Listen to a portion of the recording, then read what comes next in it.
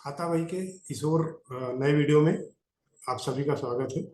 पिछले वीडियो में हमने कंपाउंड एंट्री के बारे में समझा और लेजर में उसकी कैसे पोस्टिंग की जाती है इस बारे में समझा।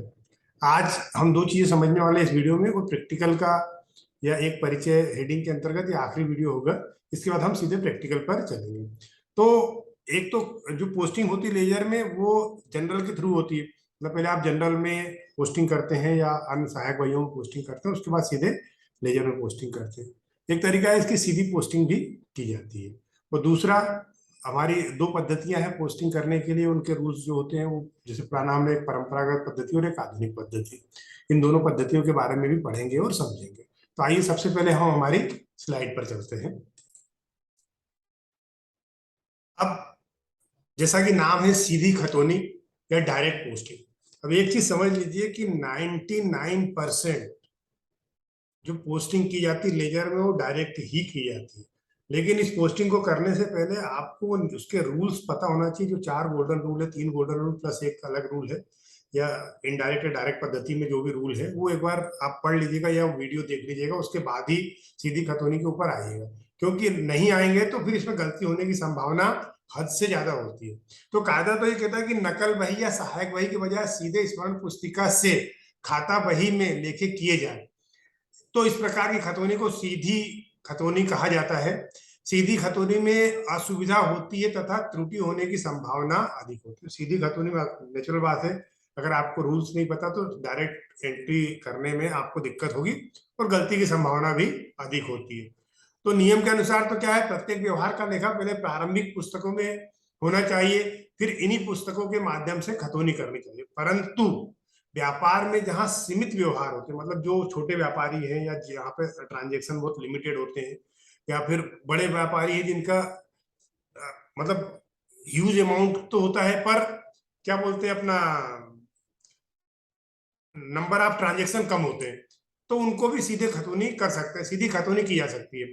परीक्षा माफ कीजिए, परीक्षा में विद्यार्थियों को स्मरण पुस्तिका में लिखे गए, स्मरण पुस्तिका मतलब जो भी बिल्स होते हैं या नॉर्मल बुक होती है उनकी, इसमें अकाउंट से सीधे खतौनी की जा बनाने के लिए, खतौनी करने के लिए कहा जा सकता है। ऐसी दशा में सीधी खतौनी करना प्रत्येक विद्यार्थी को अवश्य आना चाहिए, आना ही चाहिए, कंपलसरी है। क्योंकि आगे जितने भी चैप्टर आएंगे, अकेले खाता भाई का नहीं, जितने भी दूसरे चैप्टर आएंगे उन सब में भी सीधी खतौनी होती है। तो इस बात का ध्यान रखना। यह कार्य प्रत्येक व्यवहार से प्रभावित खातों के नियमों के आधार पर सरलता से किया जा सकता है। मैंने जैसा पहले कहा, अगर आपको नियम पता है तो आपके लिए इजी हो जाएगा, नहीं पता है तो फिर कठिन होने वाला है। तो ये देख लीजिए कि आपको 4 लाइनें याद करनी है या फिर हर बार उन नियमों से जूझना। 4 लाइन याद करने की क्षमता मैं समझता हूँ हर विद्यार्थी में होगी। तो पहले गोल्डन रूल जाके या तो गोल्डन रूल का वीडियो देख लीजिए या फिर उन रूल्स को पढ़ लीजिए।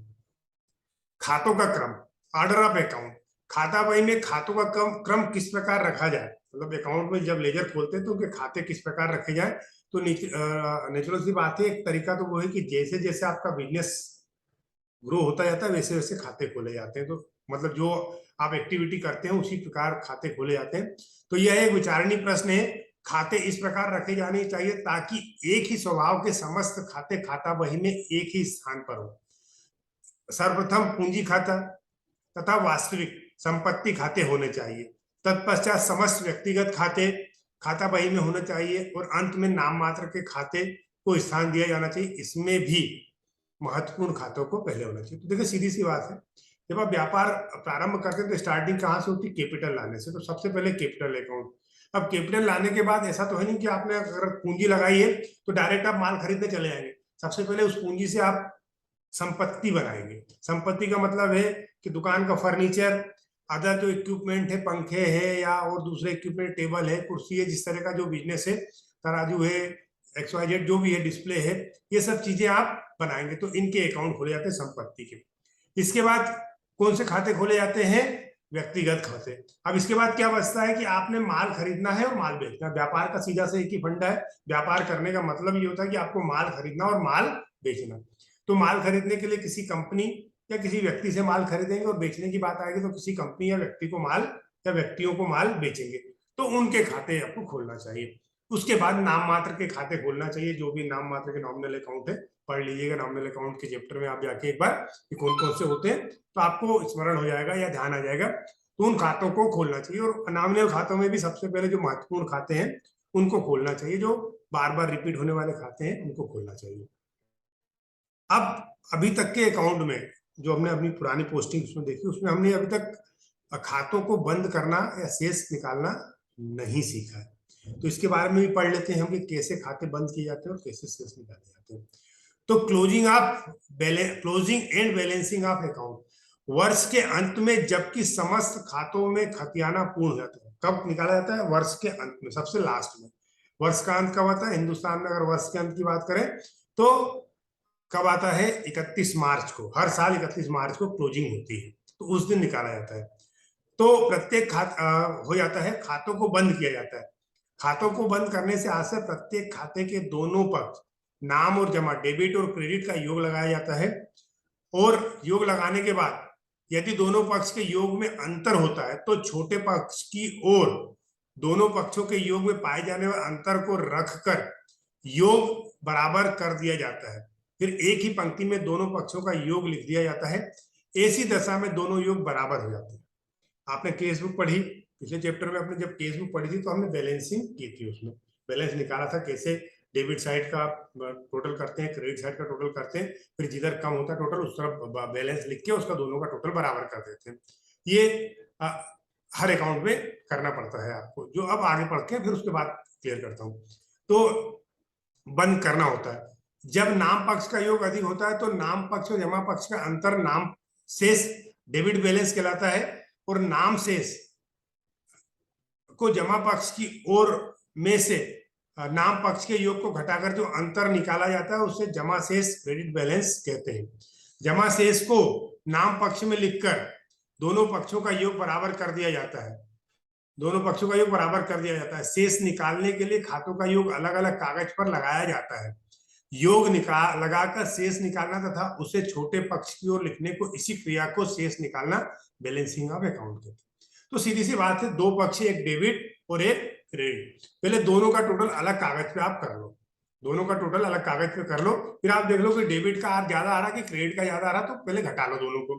अब अंतर निकल आएगा, तो जिधर का कम बैलेंस आ रहा है उस तरफ नीचे सबसे आखिरी में हम लिख देते हैं वो अमाउंट, और उसके आगे हम लिख देते हैं बैलेंस। अब बीडी और सीडी बाद में आएगा तो बैलेंस लिख देते हैं, फिर इसका टोटल कर देते हैं। तो ये टोटल ही क्या होता है? ये बैलेंस निकालना ही शेष निकालना कहलाता है, ये बैलेंसिंग कहलाता है। तो आइए अब अगले स्लाइड पे चलते हैं। क्या है अगली स्लाइड?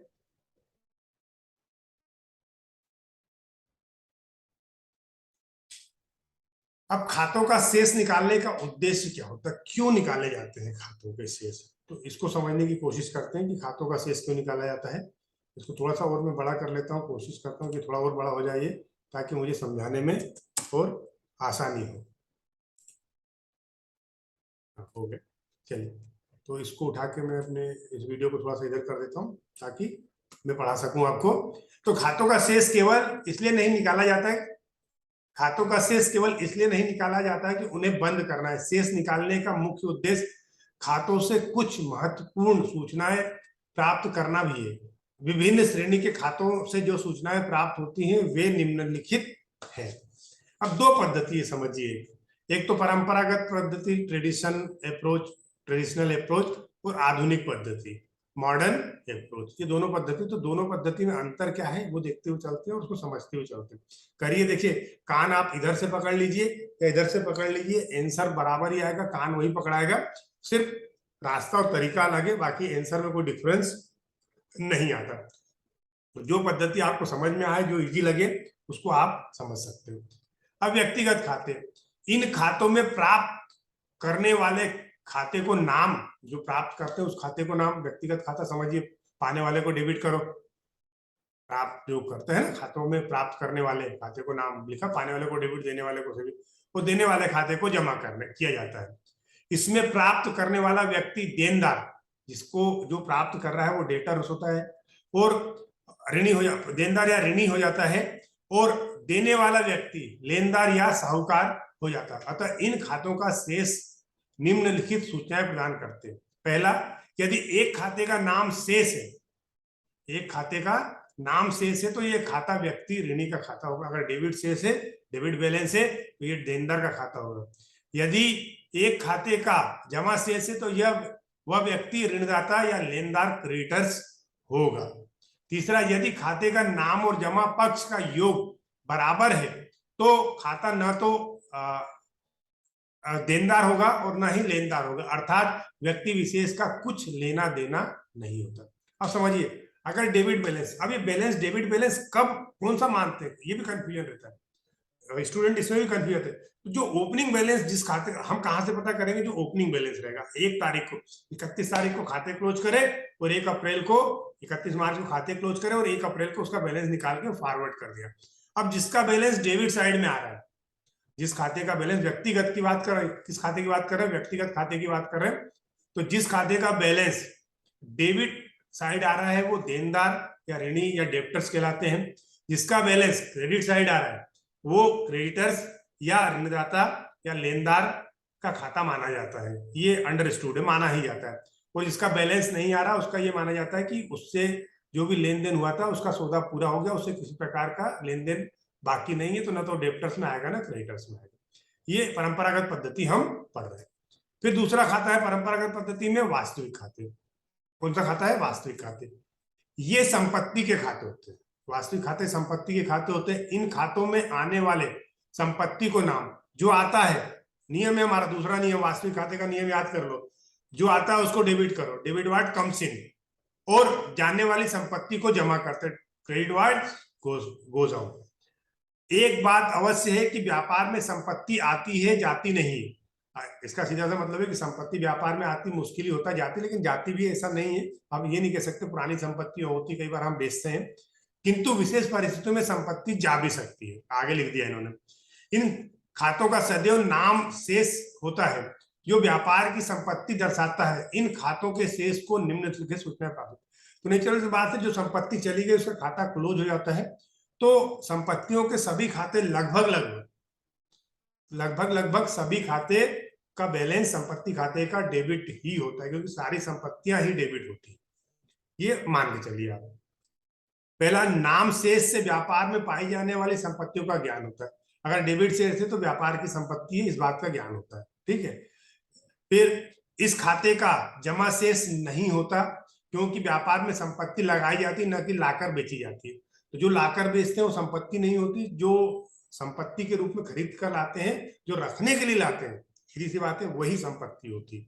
और तीसरा, जिन संपत्तियों के खातों का शून्य शेष होता है वे बताते हैं कि संपत्तियां व्यापार में अब नहीं है, संपत्तियां व्यापार में अब नहीं है, ठीक है।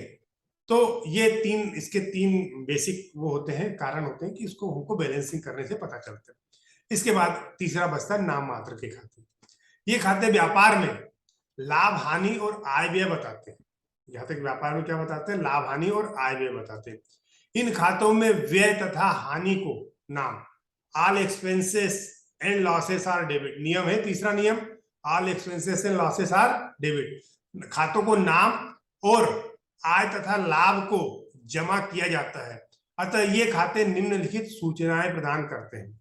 खाते का नाम शेष व्यय और हानि दर्शाता है। अगर खाते में डेबिट बैलेंस है तो इसका मतलब है या तो ये एक्सपेंसेस से रिलेटेड खाता है या लॉस से रिलेटेड खाता है। खाते का जमा शेष आय और लाभ दर्शाता है। अगर खाते में क्रेडिट बैलेंस आ रहा है तो इसका मतलब है या तो प्रॉफिट वाला ये है या फिर इनकम वाला अकाउंट है ये। खातों के दोनों पक्षों का योग बराबर होने पर वे ना तो व्यय बताते हैं और ना ही आय, अर्थात आय व्यय कुछ नहीं। तो ये संभव नहीं हो पाता है कि अगर कोई नाम मात्र का खाता है तो वो दोनों में से कोई बैलेंस न बताए। ये हो सकता है कि कोई अकाउंट हमने खोला हो तो उसमें ट्रांजेक्शन ही ना हुआ, तो लेकिन हम वो अकाउंट वही खोलते हैं जिसमें ट्रांजेक्शन होता है, तो ये संभव नहीं होता कि इसमें या तो डेबिट या क्रेडिट बैलेंस आएगा। तो ये तो हो गई हमारी परंपरागत पद्धति। अगर इस पद्धति से आपको बैलेंस निकालना या समझना आ गया है तो बड़ी अच्छी बात है, खुशी की बात है। अगर नहीं आया तो फिर आइए हम आधुनिक पद्धति के ऊपर चलते हैं। अब जैसे यहाँ 3 भाग बांटे गए, इसमें यहाँ पे 5 भागों में बांटा गया, 1 2 3 4 5, और शायद एक भाग और है क्या? नहीं, 5 ही भाग है, ठीक है। मैंने हो सकता है एक आध बढ़ा दिया हो, 5 ही है। तो चलिए अब सबसे पहले इसमें संपत्ति खाते, नकल बही में लेखा करने के नियमों के अनुसार संपत्ति में वृद्धि को डेबिट और कमी को क्रेडिट किया जाता है। ये खाते हमेशा डेबिट शेष प्रदर्शित करते हैं। संपत्ति खातों के शेष से ज्ञात होता है कि संबंधित संपत्ति वर्तमान में दर्शित मूल्य पर व्यापार में कार्यरत है। तो सीधी सी बात है, संपत्ति खाते में इसको संपत्ति खाते एक अलग बनाए जाते हैं और संपत्ति खातों का बैलेंस हमेशा डेबिट बैलेंस होता है। अगर व्यापार में संपत्ति है, अगर वो शून्य, उसका मूल्य शून्य नहीं हुआ है या हमने उसको बेच नहीं दिया, तो अगर व्यापार में संपत्ति आज की तारीख में है, जिस दिन खाते क्लोज कर रहे हैं, बंद कर रहे हैं, तो उस दिन संपत्ति से संबंधित सभी खातों का शेष डेबिट ही आएगा। ये लिख के रख लो आप, ठीक है। चलिए, दायित्व के खाते, दायित्व में वृद्धि को क्रेडिट और कमी को डेबिट किया जाता है। दायित्व के खाते हमेशा क्रेडिट शेष प्रदर्शित करते हैं। दायित्व से संबंधित खातों के शेष से यह ज्ञात होता है कि उक्त राशि अभी भी चुकानी बाकी है। दायित्व का सीधा सा मतलब है लायबिलिटीज, इंग्लिश में इसको लायबिलिटीज बोलते हैं। दायित्व का मतलब है हमको देना। तो अगर किसी खाते में क्रेडिट बैलेंस बता रहा है, किसी खाते में क्रेडिट बैलेंस बता रहा है, तो वो दायित्व से संबंधित खाता माना जाएगा और उस खाते का क्रेडिट बैलेंस ही हमेशा आएगा। अगर क्रेडिट बैलेंस नहीं आ रहा, इसका मतलब है उस दायित्व का चुकता कर दिया गया है या उसको पेमेंट कर दिया गया है, तो ही वो जीरो बैलेंस आएगा, तो फिर वो दायित्व रहेगा ही नहीं। हो सकता है जब खोलते समय हमने अकाउंट खोला हो तब वो दायित्व का खाता एक दायित्व अकाउंट, लायबिलिटीज अकाउंट के रूप में हो, पर अगर आज हमने उसका पेमेंट कर दिया तो अब वो लायबिलिटीज बची नहीं है, इसलिए उसका कोई बैलेंस नहीं आएगा। और अगर दायित्व है तो उसका हमेशा क्रेडिट बैलेंस ही आएगा और इसका मतलब है कि उसका पेमेंट करना बाकी है। फिर तीसरा खाता है पूंजी खाता। ये भी एक तरीके का दायित्व खाता ही होता है। व्यापार में जो मालिक ने पूंजी लगाई है, तो व्यापार का कर्तव्य है कि पूंजी को वापस करें।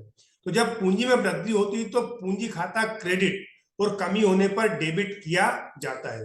पूंजी खाता सदैव क्रेडिट होता है, शेष दिखाता है। इस खाते के शेष से व्यापार के स्वामी द्वारा व्यापार में वर्तमान में उस तिथि विशेष पर निवेशित राशि की जानकारी मिलती है। तो कैपिटल अकाउंट का बैलेंस भी हमेशा क्रेडिट ही होता है, उसका बैलेंस हमेशा क्रेडिट साइड ही आता है। ओपनिंग बैलेंस जब लिखेंगे कैपिटल अकाउंट का क्रेडिट साइड ही होगा। और ये बताता है कि उस तारीख को, जिस तारीख को ये बैलेंस आप देख रहे हैं, उस तारीख को व्यापार में स्वामी का क्या हिस्सा है या कितनी पूंजी व्यापार में स्वामी ने लगा रखी, उसका निवेश व्यापार में कितना है, ये बताता है। फिर व्यय खाते, व्यापारिक व्ययों में वृद्धि होने पर संबंधित व्यय के खातों को डेबिट किया जाता है। व्यय में वृद्धि होती है तो खातों को डेबिट किया जाता है। और यदि किसी स्थिति विशेष में ऐसे व्ययों में कमी आती है तो उसे क्रेडिट किया जाता है। ये खाते सदैव डेबिट बैलेंस शेष बताते हैं। इन खातों का शेष उस मद पर होने वाले व्यय की जानकारी देता है। वर्ष के अंत में शेष लाभ हानि खाते में अंतरित कर दिया जाता है। समझिए, व्यय खाते हमेशा डेबिट बैलेंस बताएंगे। खर्चे, सभी खर्चे और हानि डेबिट होते हैं, ये शाश्वत नियम बदल नहीं सकता। तो जो खर्चे का अकाउंट है, खर्चे का अकाउंट है, वो हमेशा डेबिट ही बैलेंस बताएगा। ऐसा कभी संभव नहीं होता है कि वो क्रेडिट बैलेंस बता दे। या कभी ये हो सकता है कि किसी को हमने एडवांस पेमेंट कर दिया तो वो एडवांस में चला जाएगा, तब वो बता सकता है, पर वो भी अलग, उसके लिए अलग नियम लगेगा, ठीक है। लेकिन अगर एक्सपेंसेस है तो उस एक्सपेंसेस का बैलेंस हमेशा डेबिट ही होगा। ये शाश्वत सत्य है, इसको ब्रह्मांड में लिखा हुआ है, इसको कोई नहीं मिटा सकता, बस इतना सा ध्यान रखना है। फिर आगम खाते, इनकम अकाउंट। अब इनकम अकाउंट का मतलब है आय और लाभ से संबंधित समस्त खाते इसमें शामिल किए जाते हैं। अच्छा, ऊपर एक चीज और, जो व्यय के एक्सपेंसेस होते हैं, देखिए ये व्यय के एक्सपेंसेस है, लाभ हानि खाते, प्रॉफिट एंड लॉस अकाउंट में इसको ट्रांसफर कर दिया जाता है। इसको कहाँ ट्रांसफर कर दिया, तो बैलेंस तो निकाला जाता है इसका, लेकिन इसका ओपनिंग बैलेंस नहीं होता, इसका ओपनिंग बैलेंस नहीं निकाला जाता, ये बात रखिए, क्योंकि इसको क्लोज, ये जो खाते होते हैं, संपत्ति खाता, दायित्व खाता और पूंजी खाता, ये तीनों खाते बैलेंस शीट में जाते हैं, इसलिए इनका बैलेंस, जो इनका जो बैलेंस है वो बैलेंस शीट में लिखा जाता है। कहाँ लिखा जाता है, बैलेंस शीट में लिखा जाता है, इसलिए इनका बैलेंस निकाला जाता है, इसलिए इनका बैलेंस निकाला जाता है। लेकिन व्यय खाते और आय खाते का बैलेंस नहीं निकाला जाता। बैलेंस तो निकाला जाता है लेकिन इसको बैलेंस लिखा नहीं जाता है, क्योंकि ये खाते अगले साल फॉरवर्ड नहीं किए जाते। जिस साल के खर्चे हैं, जिस साल की इनकम है, उसी साल खत्म हो जाते हैं, तो इनका जो बैलेंस है उसको P&L अकाउंट में ट्रांसफर किया जाता है। तो क्लोजिंग बैलेंस निकालने के बाद डेबिट साइड का टोटल लगाया, क्रेडिट साइड का टोटल लगाया, और जो डिफरेंस आया, जिस साइड का डिफरेंस कम है उस साइड P&L अकाउंट लिख दिया जाता है इसके खर्चों के लिए और इनकम के लिए, तो इसलिए इनका बैलेंस नहीं निकाला था, लेकिन कहने के लिए व्यवहार में कहा जाता है कि डेबिट, इनका बैलेंस डेबिट आता है और इनका बैलेंस क्रेडिट आता है। तो आय और लाभ से संबंधित समस्त खाते इसमें शामिल किए जाते हैं।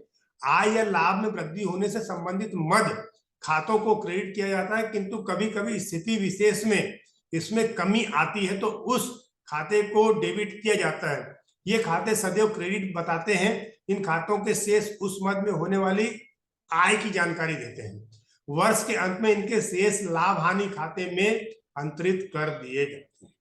कहाँ कर दिए जाते हैं? लाभ हानि खाते में। तो ये हमारा बैलेंसिंग के फंडे दोनों थे, एक पुरानी पद्धति और एक नई पद्धति। अंतर दोनों में कुछ नहीं है। अकाउंट बैलेंसिंग उसी प्रकार से की जाएगी, डेबिट क्रेडिट वही आता है, सिर्फ एक पद्धति का तरीका है, समझाने का तरीका है, उसको अलग किया गया। तो जिस भी तरीके से आपको इजी वे लग रहा है इन दोनों तरीकों में बैलेंस निकालने के लिए, वो आज आप अपना लेना, उसमें कोई आंसर में कोई फर्क नहीं आएगा। तो आज थ्योरिकल चैप्टर ये खत्म हुआ है, और अगर ये सारे वीडियोस आपको इसके थ्योरी वाले अच्छे लगे हैं तो प्लीज इसको सब्सक्राइब कीजिए, लाइक कीजिए, चैनल को ग्रो करने में मेरी हेल्प कीजिए, ताकि इसी तरह के और वीडियोस में आपको बनाकर डालता रहूं। इसी के साथ आज का वीडियो खत्म होता है। थैंक यू सभी लोगों को यहाँ तक वीडियो देखने के लिए।